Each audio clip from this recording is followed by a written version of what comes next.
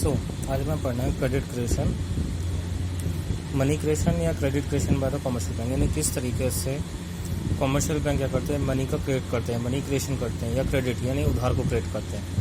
तो पहले जानने का इसका मतलब क्या है। It means the credit, it means the creation of the bank deposit in और increase a bank deposit through the process of money creation. Commercial banks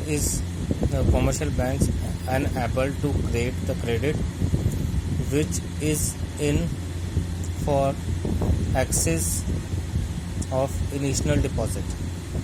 यानी कहने का मतलब है, इसका मतलब यह आ जाता है कि कॉमर्शियल यानी बैंक, ठीक है, it means the creation of the bank deposit. यानी बैंक क्या करते हैं, बैंक डिपॉजिट्स को क्रिएट करते हैं, यानी बैंक में जो डिपॉजिट है उनको बढ़ाते हैं, और इंक्रीज इन बैंक डिपॉजिट या बैंक डिपॉजिट्स को बढ़ा देते हैं, ज़्यादा से ज़्यादा लोग बैंक में डिपॉजिट करें through the process of money.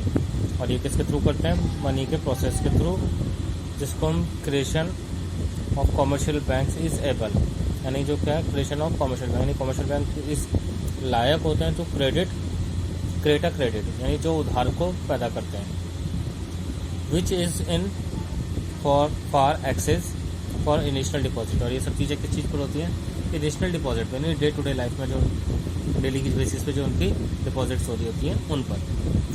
The capacity of bank credit on money on two factors.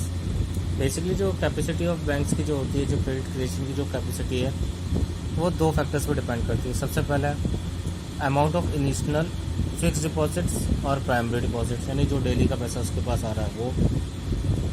दूसरा CRR और SLR। CRR is fixed by the central government द्वारा फिक्स कर दी जाती है ऑफ द और central bank of a country. Central bank के यानी सेंट्रल बैंक के जो देश का जो सेंट्रल बैंक होता है उसके द्वारा फिक्स कर दी जाती है। It is to maintain the ratio of the deposit. यानी CRR को सिंपल फॉर्म में हम कह सकते हैं, एक वो रिजर्व, एक पैसा, यानी बैंक को एक मिनिमम कैश अपने पास रिजर्व रखना होता है, बाकी वो पैसा जो रिजर्व बचने का जो पैसा बच जाता है उसको वो चाहे लोन पे दे सकता है, वो CRR होता है। यानी CRR is a minimum value to reserve by the bank. ठीक है। SLR बेसिकली जो हमारा होता है वो सैचुरेटरी लिक्विडिटी रेशियो होता है। ठीक है। इसमें क्या होता है, किसी भी चीज़ की प्रॉपर्टी की वैल्यूज़ को या जो मनी की जो लिक्विडिटी होती है, कितनी जल्दी इसको कैश में कन्वर्ट किया जा सकता है, उसको नापा जाता है।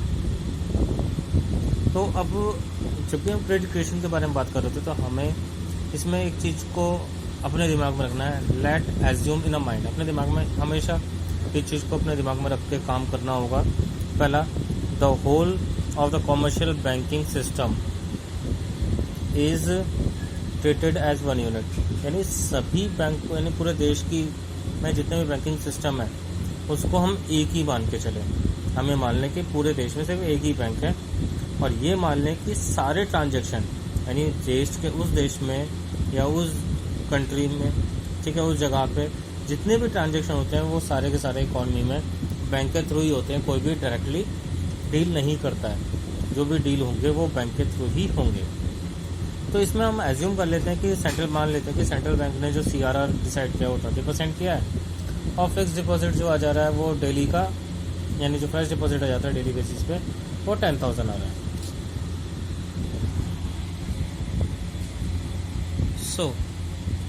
तो इसमें हमें अब जानेंगे कि किस तरीके से, यानी कितना हो सकता है। जैसे क्रेडिट मनी, हम इसको क्रेडिट मल्टीप्लायर भी कह सकते हैं, या मनी क्रिएशन। आपको याद हो मनी के मैंने लास्ट टॉपिक बताया था, मनी क्रिएशन, उसका यूज़ मैंने कहा था बैंकिंग सिस्टम में होगा, तो वो यहाँ पर है। इसमें हमारे क्या होता है, इनिशियल डिपॉजिट जितना भी हमारा पर डे का डिपॉजिट आई है वो अपॉन इंटू 1/CRR। तो हमारे 10,000 रुपये डिपॉजिट आई थी, 1/CRR था 10%, तो 20%, तो परसेंट नीचे होने की वजह से 100 ऊपर चला जाएगा, तो इसमें आ जाता 50,000। यानी अगर बैंक के पास 10,000 रुपये यानी पर डे का आ रहा है तो वो एक दिन में 50,000 तक का लोन दे सकती है। यानी जहाँ उसके पास सिर्फ 10,000 डिपॉजिट हुए और वो 50,000 का लोन दे रही है। हाउ, कैसे? तो अगर हम अब इसको जानने के लिए हमें इस टेबल को देखना होगा। जैसे कि CRR बोला कि CRR कितना है, 10% है इनिशियल डिपॉजिट का, यानी तो कितना रिजर्व रखना होगा बैंकों को अपने पास, 2,000 रुपये अपने पास रिजर्व के तौर पर रखना होगा। तो इसमें बैंक क्या कर देता है कि इसी पैसे को राउंड्स में बना देता है। अब एक एग्जांपल के तौर पर मैं लेके चलता हूँ। बैंक क्या करते हैं कि कभी भी पैसा अगर लोन पर देता है तो इन टर्म्स ऑफ कैश नहीं देता। बैंक क्या करता है, हमेशा जब भी नहीं पैसा अगर लोन पर देता है तो इन टर्म्स ऑफ कैश नहीं देता, यानी क्या करता है, हमेशा अकाउंट ट्रांसफर करता है, वो भी खुद के बैंक में। और बैंक इज यानी अपने क्या होते हैं पास्ट एक्सपीरियंस को ध्यान में रखते हुए वो जानता है कि जिसने भी हमारे बैंक में पैसा डिपॉजिट किया है वो उस पैसे को एक साथ तो निकालेगा नहीं, वो निकालेगा उसे इंस्टॉलमेंट में।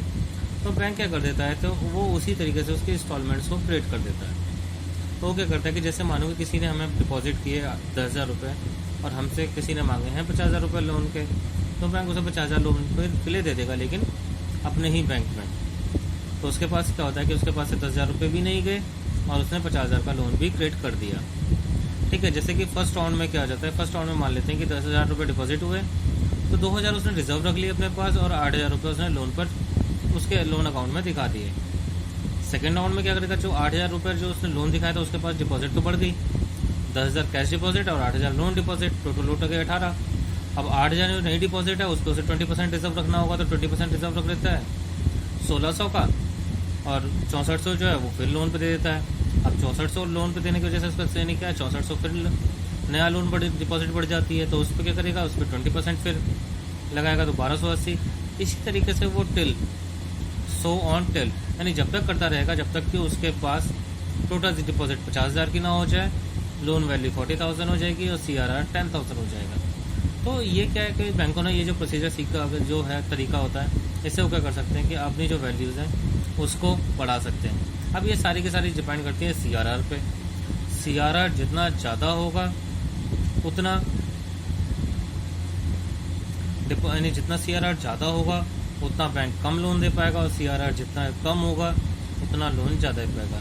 रीज़न आप करोगे यहाँ 20% है तो इसमें तो लोन वो 50,000 दे पा रहा है। दैट मीन्स अगर यहाँ पे ये अगर इससे भी 2% होता तो उसके अकॉर्डिंगली वो जो लोन था वो ज़्यादा दे पा रहा होता, क्योंकि 10,000 का 2% सिर्फ 200 हो जाता है, तो उस हिसाब से वो 9,800 लोन दे सकता था। तो वही चीज़ है कि अगर CRR ज़्यादा है दैट मीन्स वो कम लोन दे पाएगा, एंड CRR कम है तो वो ज़्यादा लोन दे पाएगा।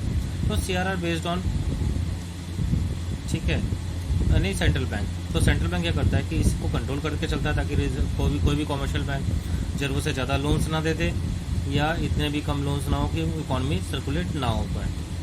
तो इसी सब चीज़ों को ध्यान में रखते हुए मनी क्रिएशन किया जाता है। तो मनी क्रिएशन का जो बेसिकली फंडा होता है कि वो एक चीटी को देख के लिया गया, जैसे चीटी अपनी वज़न से 10 गुना ज़्यादा तक वज़न उठा सकती है, उसी तरीके से CRR भी है, जितना कि बैंकों के पास डिपॉजिट नहीं होती है वो कहीं ज़्यादा उससे लोन दे सकता है। तो बेसिकली ये हमारा था CRR। अब इसके बाद हम जो जानेंगे वो जानेंगे सेंट्रल बैंक्स के बारे में, और यानी कंट्रोलर क्रेडिट।